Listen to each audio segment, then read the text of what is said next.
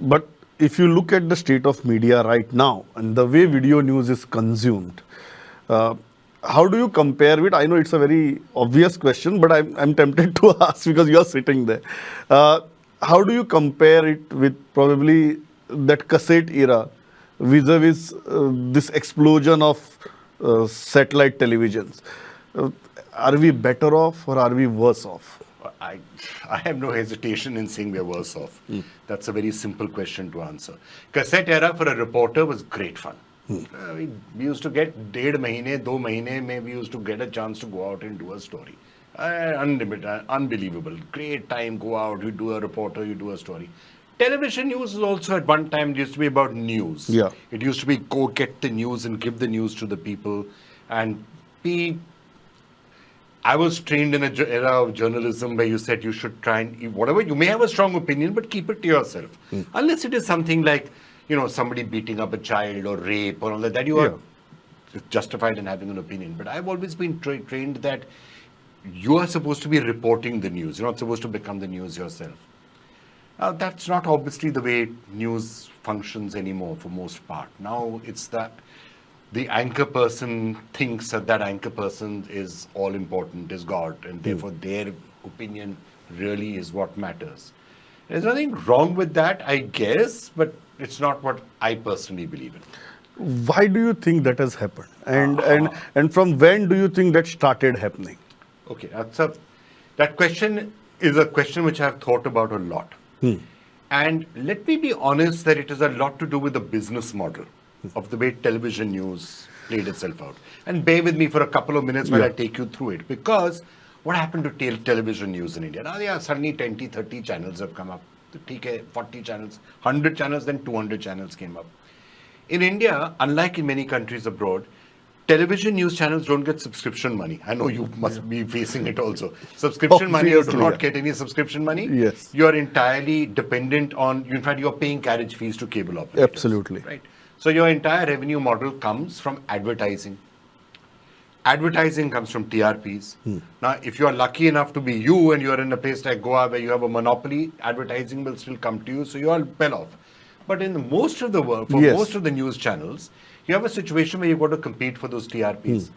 TRPs in India come from 50,000 boxes in a country of 1.4 billion people. Those TRPs, can be scientifically shown, you will only get TRPs if you're being tabloid, if you're being sensational, if you're shouting, if you're getting other people to shout. That is where the TRPs come from. It doesn't necessarily come from... Is it the media shaping the society or society shaping the media? I think it's a bit of both. It's just it's the way the business model is. And I spent a lot of time when I used to be in television news arguing about it, railing against the system, complaining about it, saying, ye kya hai? Certainly something like television news, according to me, but I'm still an idealist. I believe television news is a calling. It's something which is a service you're providing to society. You should not be doing a service to society like providing news and information only on the basis of TRPs. भाई इससे अगर आप ऐसे करेंगे तो TRP बढ़ जाएगा. ऐसे करेंगे TRP कम हो जाएगा. So let's make it as much mirch masala as we can because you'll get TRPs. If it means creating trouble where no trouble exists, doesn't matter. We'll get TRPs. Make two people shout at each other, TRPs, right? That's what is happening. It's just something which I'm fundamentally uncomfortable with. But again, two aspects to it. Number one is making those things for TRPs. And what's happening now? What's happening now is the anchors have become the spokespersons. They have become spokespersons probably of political parties, or they have become spokespersons probably of political ideologies. That is a very, very big shift from what we are talking. We have seen the era of Bhoot, Pret, Pishach, everything on television. That was for TRPs. Now that was like we as journalists feeling uncomfortable about it, but yet having at the back of our mind that, okay, we are doing this for numbers, we are doing this for business. And then comes a phase where those walls are broken, completely broken, and everybody is out there giving very strong opinions and taking positions. Now, if you are a media house, you should be either on this side of the aisle or that side of the political ideology. Why do you think we have reached there from just doing that for TRPs to probably at the cost of TRPs also taking political positions. It is entirely because it's not just in India, by the way. Even if you look at abroad, if you look at America, people who are taking a strong position, somebody says, I love Trump or I hate Trump, they will get more ratings than somebody who says, okay, we're going to try and give you just the simple facts. The same is happening in India also. If you're taking politically loaded opinions, one side or the other side, that is where the TRPs come from.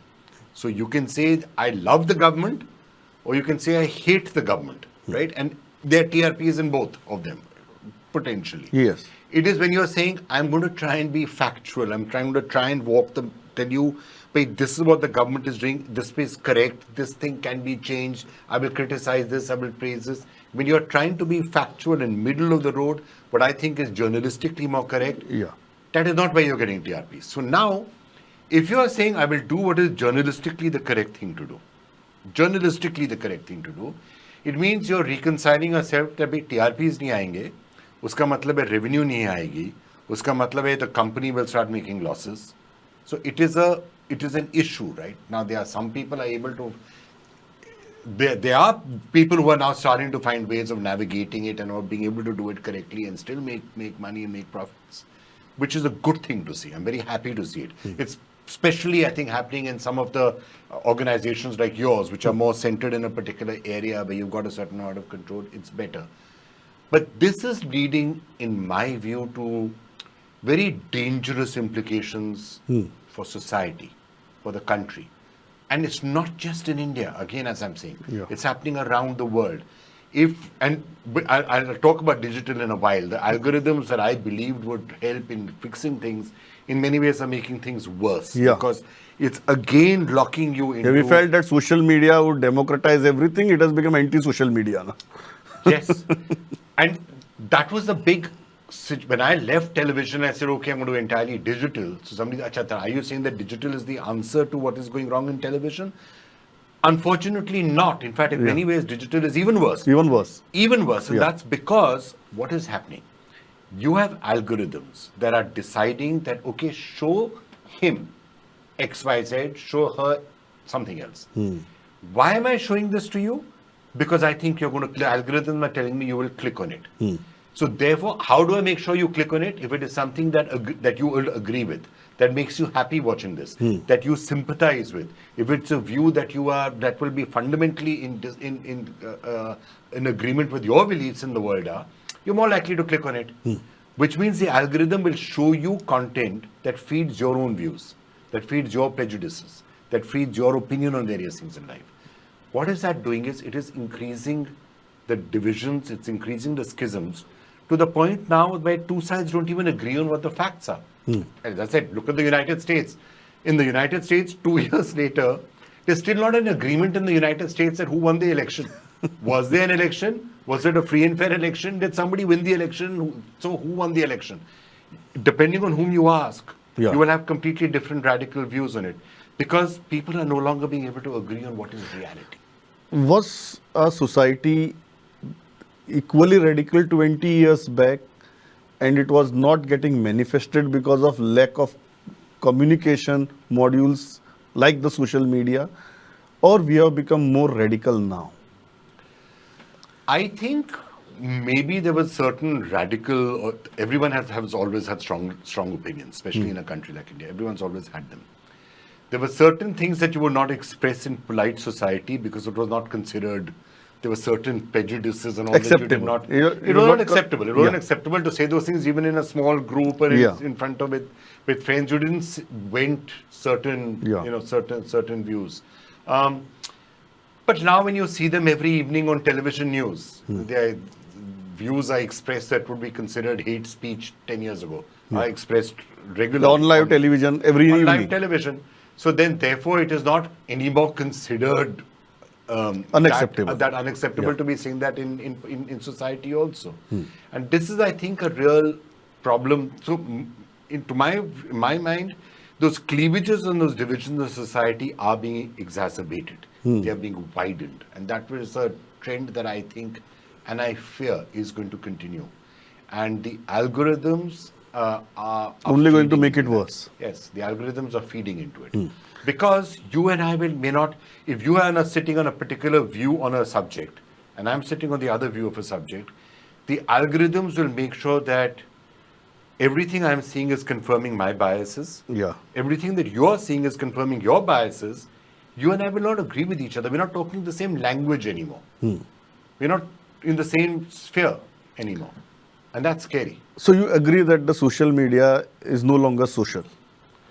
I think, yeah, it is not just the question of social media. Social media is also fanning it. But in the digital world, we've got to try and make sure. And it's an important point because when we were developing some of the algorithms and other things around Editorji, I was very concerned about it was very easy for us to build an algorithm that would create a news channel that is perfect for you, right? Which is fundamentally what we did. We said we are creating pieces of information and we'll get an algorithm to stitch it together, right? So that it is a good newscast for you.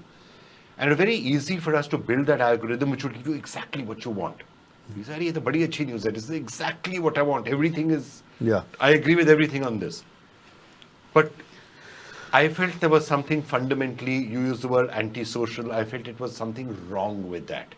Because then you're not being exposed to anything different. You're not being exposed to contrary views. And the basic idea behind news and media is to expose you to different views and viewpoints and facts. And not just views and viewpoints. Actually, we don't even have too many views. We are saying first just be informed. Informed, yeah. Because the biggest problem today is not that people are not getting views. They're getting views from everywhere. But how do you get those 20, 30 stories that you need to be an informed person? Now, you are in a media organization, you're informed, you're seeing what is happening, you're making up your mind. But if you look at the vast majority of the world, and I go out and I meet people, the number of people I meet who say, we don't watch television news anymore. And we haven't watched TV news for years. I have people coming up to me and say, we saw you yesterday on television news. I said, how could you have? I haven't been on TV news for 4 years. They said, no, actually, you're right. We haven't also watched for 4 or 5 years. They just don't watch TV news. Okay, you're not watching TV news. Many people say you're not reading the print newspapers. How are you being informed? They say, oh, somebody sends us stories on WhatsApp and now I'm informed. Or I pick up the stories, I'll see it on Facebook. And that's not comprehensive information. It's, to use a food analogy, it's not a balanced diet. You're picking up little pieces of information. Many of them are coming from your friends and family. Some of them could be coming from people whose political views agree with yours, or your views on society. Or who want to influence your views. Or want to influence your views. So that is what you're getting it on. You're not getting 20, 30 stories which are which purely inform you. Absolutely. So that is what is missing today in society. Is it a reflection of the political system, prevailing political system in the country also? I'm not entirely sure about that. I mean, look, I think there are issues which is happening with the system and politics and the way the law is being interpreted, especially when it comes to journalists, which are making it tougher to get all viewpoints across. But I don't think that's responsible for this. I think this is a trend that has started to happen. And it's a trend, as I'm again saying, if it was only a trend in India, I'd say yes. When I look at the United States, the same trends that we are seeing are playing themselves out there. And I've sometimes used this analogy, which I still think I believe in to a large extent. Why is this dangerous? Because, the era of mass media, for the last 50, 60, 70 years, it's been one of the most peaceful eras on the planet. Not that much fighting. It seems unpeaceful, there's a lot of fighting, but it's not anything compared to what has traditionally happened. Stable. It's been relatively stable. Yeah. And that's because there has been mass media, in my view. News has been telling you, but ye ho raha hai, the different points of view. So there's been a sort of a consensus and you've been relatively well informed. What's happening now with social media and with channels also which are propagating one particular point of view is everyone is getting locked back into the tribal system. I'm this tribe. I'm that tribe. I believe in this. I believe in this. I believe in this.